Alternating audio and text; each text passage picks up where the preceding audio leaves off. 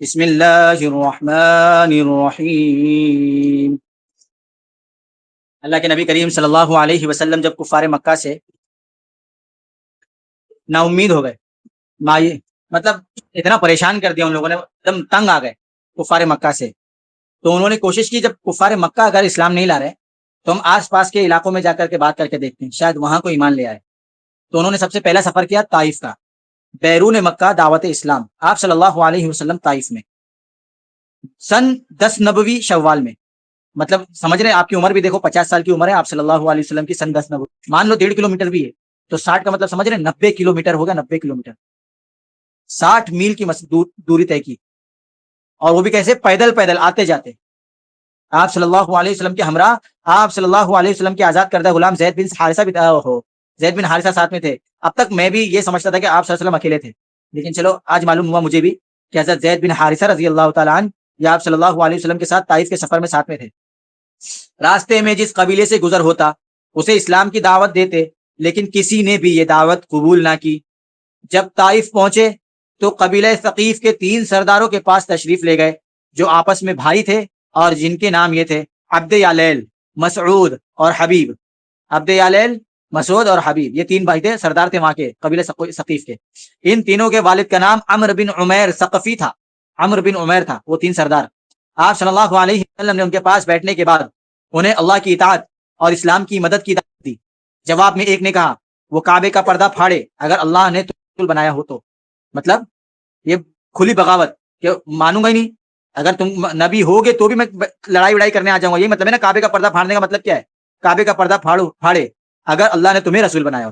دوسرے نے کہا یا اللہ، کیا اللہ کو تمہارے علاوہ کوئی اور نہیں ملا تھا رسول بنانے؟ تیسرے نے کہا میں تم سے ہرگز بات نہیں کروں گا، یہ تھوڑا بیلنس بات کی اس نے، میں نے تم سے ہرگز بات نہ کروں گا، اگر تم واقعی پیغمبر ہوئے تو تمہاری بات رد کرنا میرے لیے انتہائی خطرناک ہوگا، اور اگر تم نے اللہ پر جھوٹ گھڑ رکھا ہے کہ میں نبی ہوں، اللہ نے تم کو بنایا ہی نہیں، اگر تم نے جھوٹ گھڑ رکھا ہے تو پھر مجھے تم سے بات کرنی ہی نہیں چاہیے، جھوٹوں سے میں بات کروں گا ہی نہیں۔ یہ تیسرے سردار نے بات کہی۔ یہ جواب سن کر آپ صلی اللہ علیہ وسلم وہاں سے اٹھ کھڑے ہوئے اور صرف اتنا فرمایا ان لوگوں سے، تم لوگوں نے جو کچھ یہاں کیا ہے میرے ساتھ، بہرحال اسے پسے پردہ ہی رہنے دو، مطلب اس کو چھپا کے ہی رکھو، وہ لوگوں میں ظاہر مت کرنا۔ جو تم لوگوں نے میرے ساتھ کیا ہے، طائف والوں، طائف کے سرداروں، تم لوگوں نے جو جواب مجھے دیا ہے وہ تم اپنے تک رکھو، تاکہ میں لوگوں کے پاس جاؤں، ان کو دعوت دوں، ہو سکتا ہے ان میں سے کوئی اسلام لے آئے، لیکن اگر تم نے اپنا ایمان ظاہر کر دیا کہ تم نے یہ بتا دیا کہ بھائی ہم نے اس بندے سے مخالفت کر لی، تو قبیلے کا کوئی بندہ بھی پھر ایمان نہیں لائے گا، تو اس لیے تم اپنے تک ہی رکھو اس بات کو۔ آپ صلی اللہ علیہ وسلم نے طائف میں 10 دن قیام فرمایا۔ طائف میں کتنے دن قیام فرمایا؟ 10 دن۔ اس دوران آپ صلی اللہ علیہ وسلم ان کے ایک ایک سردار کے پاس تشریف لے گئے اور ہر ایک سے گفتگو کی، لیکن سب کا ایک ہی جواب تھا کہ تم ہمارے شہر سے نکل جاؤ، بلکہ انہوں نے اپنے اوباش و بدماشوں کو شے دے دی، ان کو اجازت دے دی۔ چنانچہ جب آپ صلی اللہ علیہ وسلم نے واپسی کا ارادہ فرمایا تو وہ بدماش قسم کے لوگ گالیاں دیتے، تالیاں پیٹتے، شور مچاتے آپ صلی اللہ علیہ وسلم کے پیچھے لگ گئے، اور دیکھتے دیکھتے اتنی بھیڑ جمع ہو گئی کہ آپ صلی اللہ علیہ وسلم کے راستے کے دونوں جانب لائن لگ گئی۔ پھر گالیوں اور بد زبانیوں کے ساتھ ساتھ پتھر بھی چلنے لگے، جس سے آپ صلی اللہ علیہ وسلم کی ایڑ پر اتنے زخم آئے کہ دونوں جوتے خون میں تربتر ہو گئے۔ ادھر حضرت زید بن حارثہ رضی اللہ تعالیٰ عنہ ڈھال بن کر چلتے ہوئے پتھروں کو روک رہے تھے، جس سے ان کے سر میں کئی جگہ چوٹ آئی۔ بدماشوں نے یہ سلسلہ برابر جاری رکھا، یہاں تک کہ آپ کو عتبہ اور شیبہ ابنائے ربیعہ کے ایک باغ میں پناہ لینے پر مجبور کر دیا۔ عتبہ اور شیبہ ابنائے ربیعہ کے ایک باغ میں پناہ لینے پر مجبور کر دیا۔ یہ باغ طائف سے 3 میل کے فاصلے تک پر تھا، مطلب کتنا لمبا، 3 کلومیٹر بھی سمجھ لو، تو بھی طائف کا جانے کے شہر ختم ہونے کے بعد بھی 3 کلومیٹر تک وہاں کے بدماش قسم کے لوگ جو تھے وہ آپ صلی اللہ علیہ وسلم کو تنگ کرتے رہے۔ اللہ ہم سب کی حفاظت فرمائے ایسے بدماشوں سے۔ جب آپ صلی اللہ علیہ وسلم نے یہاں پناہ لی تو بھیڑ واپس چلے گئی، اور آپ صلی اللہ علیہ وسلم ایک دیوار سے ٹیک لگا کر انگور کی بیل کے سائے میں بیٹھ گئے۔ قدر اطمینان ہوا تو دعا فرمائی، جو دعائے مستضعفین کے نام سے مشہور ہے۔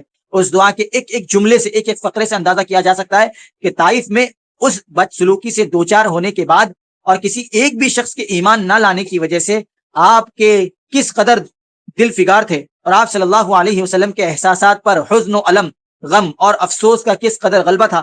آپ صلی اللہ علیہ وسلم نے فرمایا، بار الہا، میں تجھ ہی سے اپنی کمزوری و بے بسی اور لوگوں کے نزدیک اپنی بے قدری کا شکوہ کرتا ہوں۔ یا ارحم الراحمین، تو کمزوروں کا رب ہے، تو ہی میرا بھی رب ہے، تو مجھے کس کے حوالے کر رہا ہے؟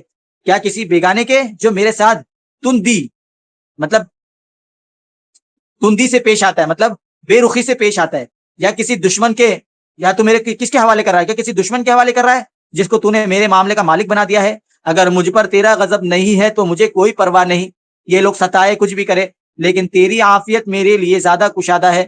میں تیرے چہرے کے اس نور کی پناہ چاہتا ہوں جس سے تاریکیاں روشن ہو گئی اور جس پر دنیا و آخرت کے معاملات درست ہوتے ہیں ہوئے، کہ تو مجھ پر اپنا غضب نازل کرے یا تیرا عتاب مجھ پر وارد ہو۔ تیری ہی رضا مطلوب ہے یہاں تک کہ تو خوش ہو جائے، اور تیرے بغیر کوئی اور طاقت بھی تو نہیں ہے۔ یہ دعا کی اللہ کے نبی کریم صلی اللہ علیہ وسلم نے۔ ادھر آپ صلی اللہ علیہ وسلم کو ابن ربیعہ نے اس حالت زار میں دیکھا تو ان کے جذبہ قرابت میں حرکت پیدا ہوئی۔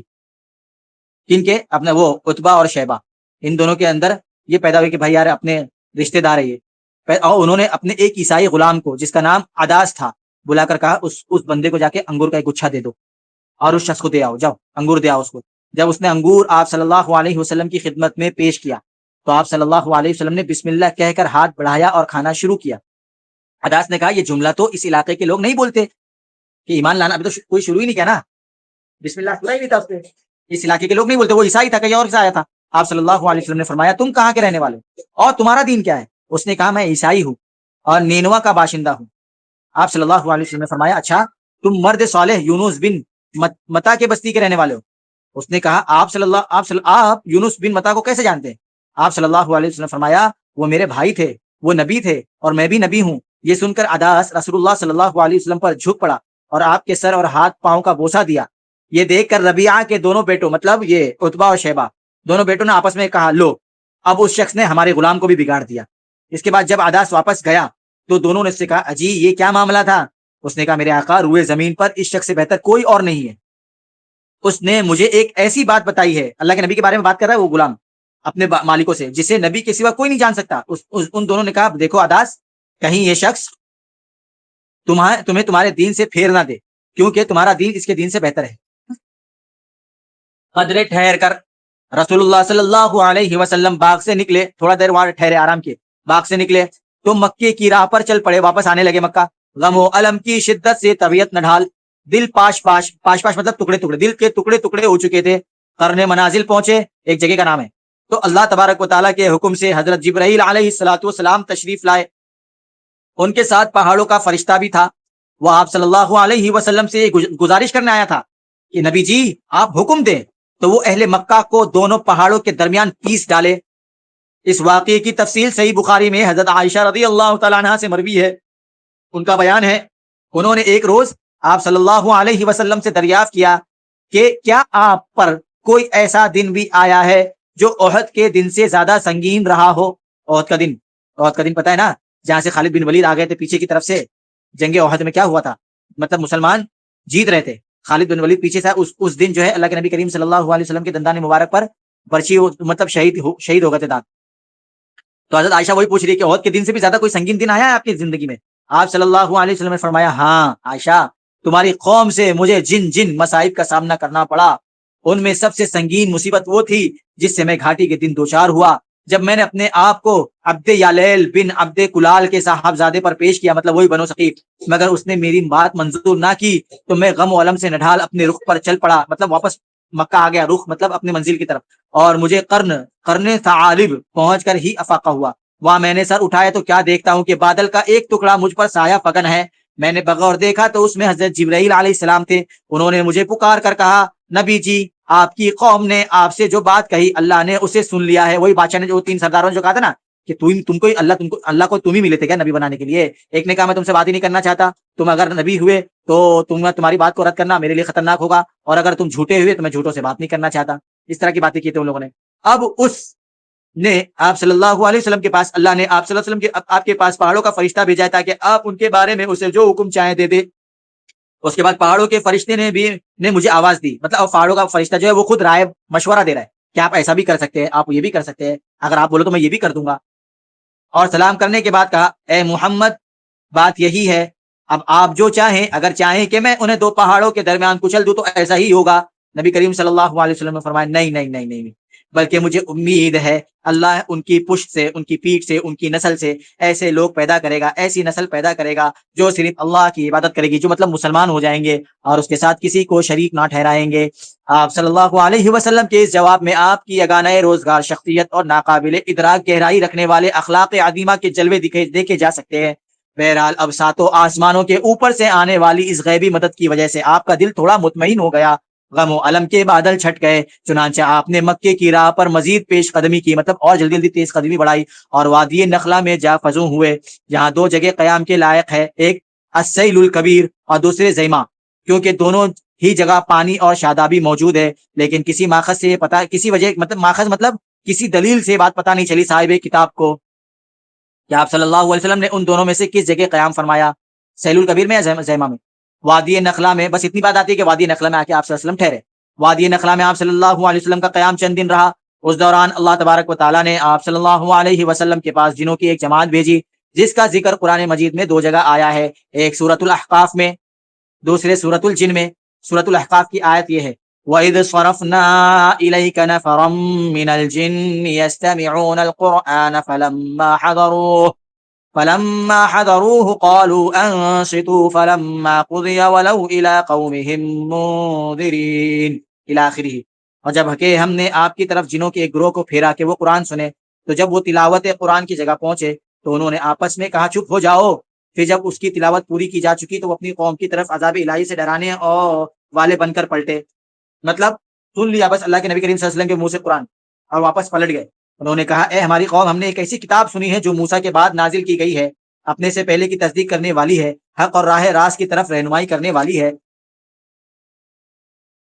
اے ہماری قوم، اللہ کے داعی کی بات مان لو اور اس پر ایمان لے آؤ، اللہ تمہارے گناہ بخش دے گا اور تمہیں دردناک عذاب سے بچائے گا۔ یہ جن لوگ اپنے قوم میں جا کے دوسرے جن لوگوں کو بتا رہے بات، ٹھیک ہے؟ اب انشاءاللہ سورہ جن کی دوسری آیت کل پڑھ لیں گے۔ سبحان اللہ وبحمدہ، سبحانک اللہم وبحمدک، نشہد ان لا الہ الا انت، نستغفرک ونتوب الیک۔ سبحان ربک رب العزۃ عما یصفون وسلام علی المرسلین والحمد للہ رب العالمین۔